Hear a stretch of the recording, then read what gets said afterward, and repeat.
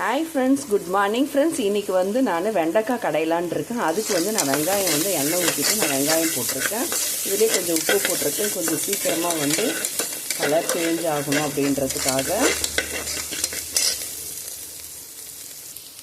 நான் வந்து பச்சை மிளகாய் கொஞ்சம் ஆட் பண்ணிக்கிறேன்.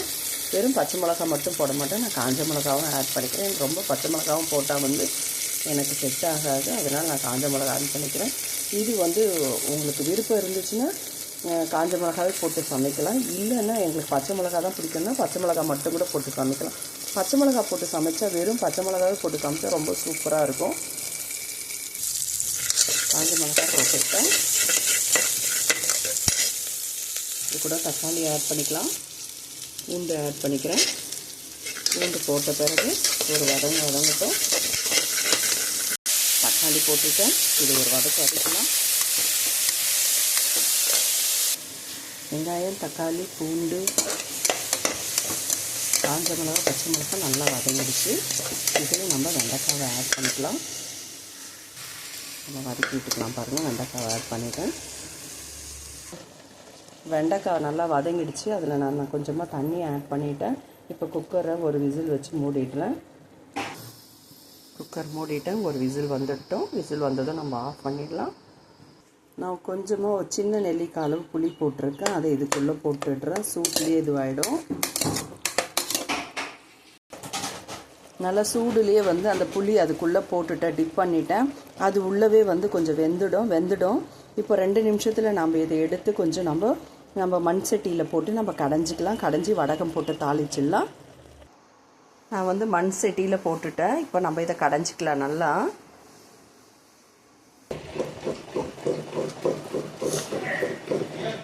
சட்டியில் போட்டு கடைஞ்சிட்டோம். இப்போ நம்ம வடகம் போட்டு தாளிச்சிக்கலாம்.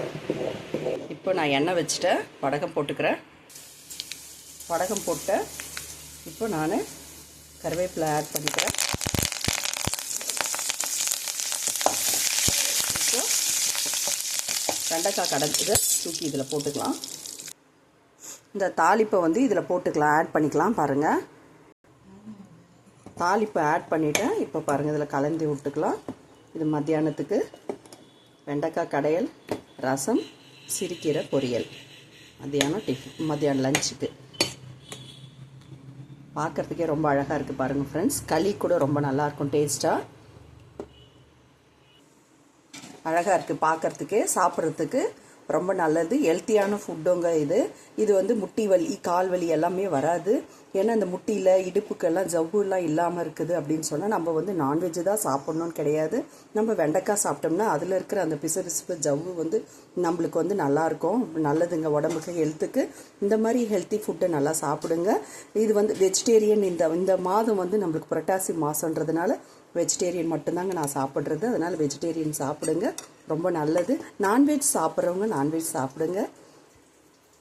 வெண்டைக்காய் கடையல் எப்படி இருக்குன்னு பார்த்துட்டு எனக்கு கமெண்ட் பண்ணுங்கள் ஃப்ரெண்ட்ஸ். தேங்க்யூ, பாய். லஞ்சுக்கு சூப்பராக இருக்கும். அதை விட கேழ்வரகு களிக்கு, சோளக்களிக்கு சூப்பராக இருக்கும் ஃப்ரெண்ட்ஸ். தேங்க்யூ, பாய்.